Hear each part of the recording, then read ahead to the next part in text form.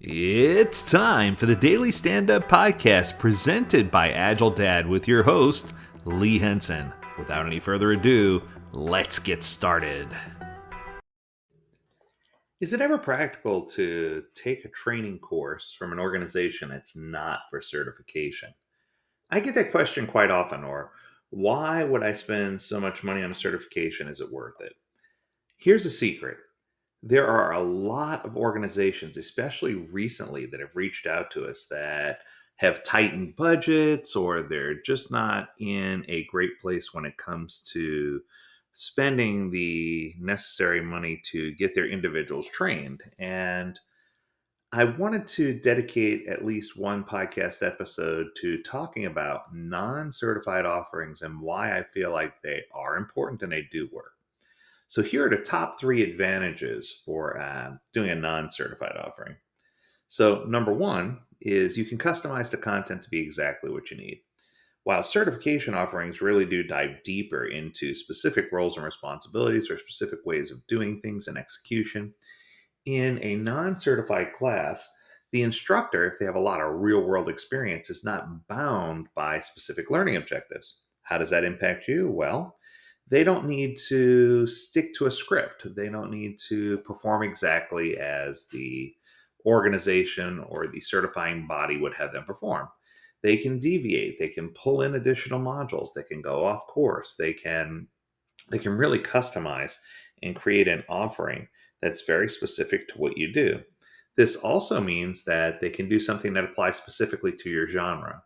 So if you are in the finance industry and you take a class from someone who is very technical as a trainer, it might come across as being an extremely technical class as opposed to something that appeals to you in the finance world, or same for healthcare or legal. You want to try to find an organization that can tweak content so that it's applicable, especially the examples and exercises. They need to be things that you feel confident with and things that teach you the skills necessary in order to be applied in your environment. What I can tell you is there's nothing worse. I teach a ton of certification classes, and there's nothing worse than having someone sit through the entire class asking himself, okay, that was great, but how does that apply to me? How am I going to apply that? How am I going to make that work in my organization?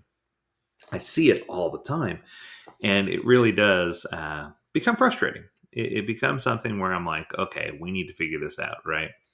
So I think it's important for you to make sure that you have that customization, and that's number one advantage for having a non-certified course. Okay, let's go to number two. Number two is it's generally less expensive.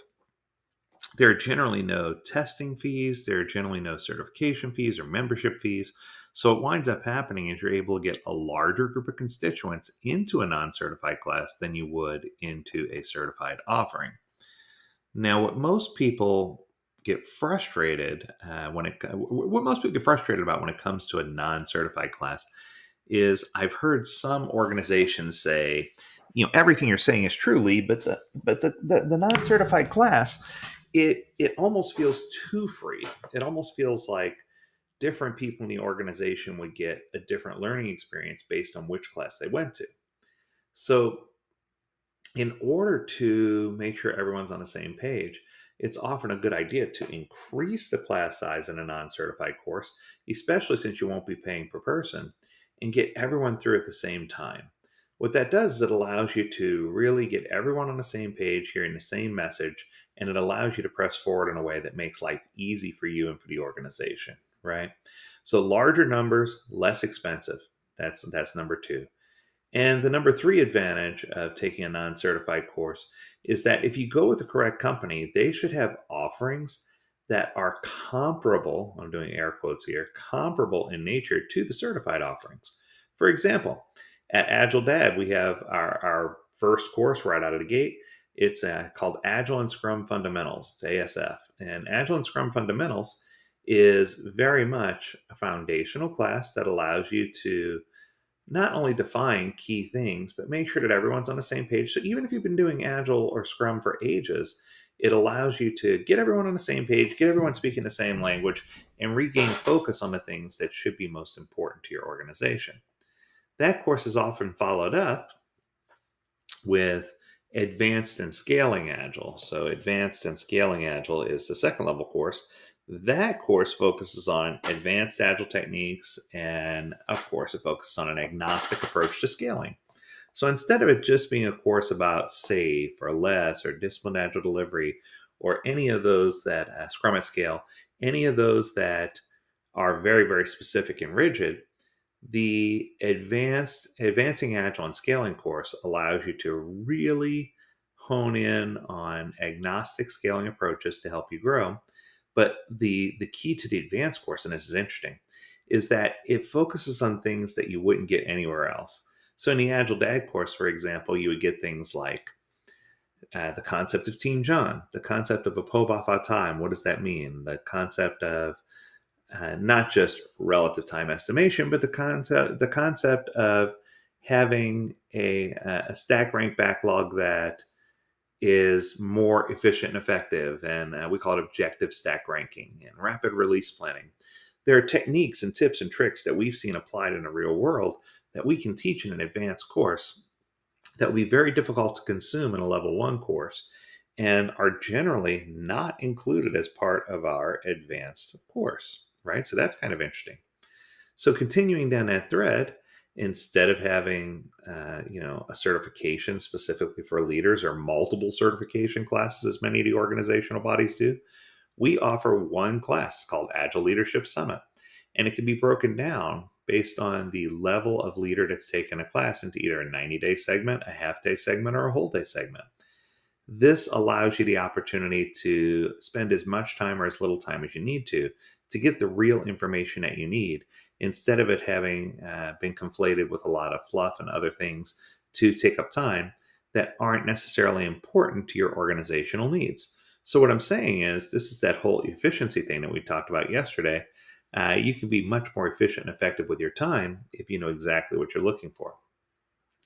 There's also a course that is out for certification right now that has to do with facilitation. It's a coaching skills certified facilitator class. For a number of years, I've offered a class called Facilitation Foundations. It is nearly identical to that course. What I'm trying to say is, for every certification course out there, there's generally a non certified offering. And if you can map those together, you can get almost the entire suite of courses. And in addition, there's some courses that don't have a certification offering. We have a course that's expanded specifically for marketing, a course that's specifically expanded for educators applying Agile in the classroom. We have one that's AI and Agile, and how can I apply AI as a business leader in the Agile world? There's so many non-certified courses that we offer that there are no equivalent to currently in the certification space. And it's not because the course isn't popular, it's just because we're ahead of the curve. So, my advice to you is, when looking for certification offerings, ask yourself, how important is the certification to the organization? If the certification is critical and it's part of you securing contracts, for example, that you must have so many people certified with XYZ certification, then by all means go for the certification. It provides great value, and it's going to get you a lot deeper into the materials, and it will have an increased cost, but it's worth it. If you are saying to yourself, scratching your head, well, wait a minute, as a company, certification isn't what's most important to me. What's most important to me is learning best practices and being effective. Then by all means, try a non certified course. What I can tell you is, our offerings, bar none, have been rated very, very high. And everyone who's taken, we haven't, I'm knocking on wood here, everyone who's taken the non certified courses as an organization has said this has been the best experience ever. It doesn't require a certification for you to get Agile. It just requires having the right instructor who can provide you with the right materials and the right common sense examples that are applicable to what you do. All right, that's going to do it for today. I hope that you enjoyed this episode. Kind of long, but it got the point across. So if you have a topic you want us to cover, feel free to reach out to us. Learn more at agiledad.com. We'd love to hear from you. As always, we encourage you to stay healthy, stay well, and stay agile, my friends. Until next time, do take care.